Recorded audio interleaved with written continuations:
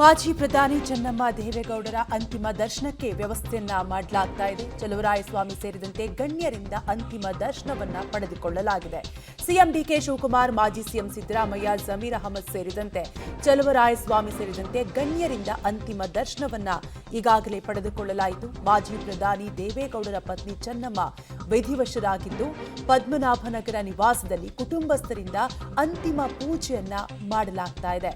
ನಾಳೆ ಪದ್ಮನಾಭನಗರದ ಮೈದಾನದಲ್ಲಿ ಅಂತಿಮ ದರ್ಶನಕ್ಕೆ ವ್ಯವಸ್ಥೆಯನ್ನು ಕೂಡ ಮಾಡಲಾಗಿದೆ. ಬೆಳಗ್ಗೆ 8 ಗಂಟೆಗೆ ಮೈದಾನಕ್ಕೆ ಪಾರ್ಥಿವ ಶರೀರವನ್ನ ರವಾನಿಸಲು ಈಗಾಗಲೇ ತೀರ್ಮಾನಿಸಲಾಗಿದೆ ಎಂದು ಎಚ್ಡಿಡಿ ನಿವಾಸದಲ್ಲಿ ಸಾಕಷ್ಟು ಗಣ್ಯರು ಅಂತಿಮ ದರ್ಶನವನ್ನ ಪಡೆದುಕೊಂಡ್ರು. ಸಾಂತ್ವನವನ್ನು ಕೂಡ ಹೇಳಿದ್ರು ಎಚ್ಡಿಡಿ ಅವರಿಗೆ. ಇನ್ನು ಸಿಎಂ ಸೇರಿದಂತೆ ಹಲವು ರಾಜಕೀಯ ನಾಯಕರು ಅಂತಿಮ ದರ್ಶನವನ್ನ ಪಡೆದುಕೊಂಡಿದ್ದಾರೆ.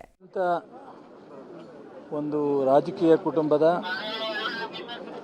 ಒಂದು ಸರಳತೆ, ಸಂಸ್ಕಾರ, ದೈವ ಭಕ್ತಿ ಇರ್ತಕ್ಕಂಥ ಒಂದು ಯಾರಾದರೂ ಸ್ತ್ರೀ ಇದ್ದರೆ ಅದು ಚೆನ್ನಮ್ಮನವರು ಅನ್ನೋದೇ ಒಂದು ನಾವೆಲ್ಲರೂ ಗುರುತಿಸಬೇಕಾಗತ್ತೆ. ಮತ್ತು 72 ವರ್ಷ ವೈವಾಹಿಕ ಜೀವನವನ್ನು ನಡೆಸಿರ್ತಕ್ಕಂಥ ಅದರಲ್ಲೂ ಸಹ ಅಪರೂಪದ ನಾವು ಸಂಗತಿನ ನೋಡ್ಬೋದು.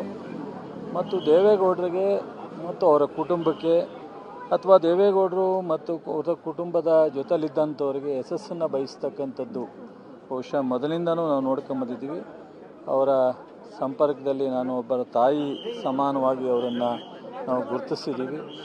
ಅವರು ನಮ್ಮನ್ನು ಮಕ್ಕಳ ರೀತಿ ನಮ್ಮನ್ನು ನೋಡಿ ನಾವು ಜೊತೆಯಲ್ಲಿದ್ದಾಗ ಬಹುಶಃ ಅತ್ಯಂತ ಭಾಳ ಸೌಜನ್ಯವಾಗಿ ಮನೆಗೆ ಬಂದಾಗ ಬಹುಶಃ ಪ್ರಧಾನಿಯಾಗಿದ್ದಾಗಲೂ ಊಟ ತಿಂಡಿ ವಿಚಾರಿಸ್ತಕ್ಕಂಥ ಸೌಜನ್ಯ ಇದ್ದರೆ ಅದು ಚೆನ್ನಮ್ಮನವ್ರ ಥರ ಯಾವುದೇ ಹೆಣ್ಮಗಳು ನಡ್ಕೊಳ್ಳಿಕ್ಕೆ ಸಾಧ್ಯ ಇಲ್ಲ. ನಮಗೆ ಅವರ ಅಗಲಿಕೆ ಈ ನಾಡಿನ ಜನಕ್ಕೂ ಈ ರಾಷ್ಟ್ರದ ಜನಕ್ಕೂ ಒಂದು ರೀತಿ ನೆನೆಸ್ತಕ್ಕಂಥದ್ದು. ಮತ್ತು ದೇವೇಗೌಡರಿಗಂತೂ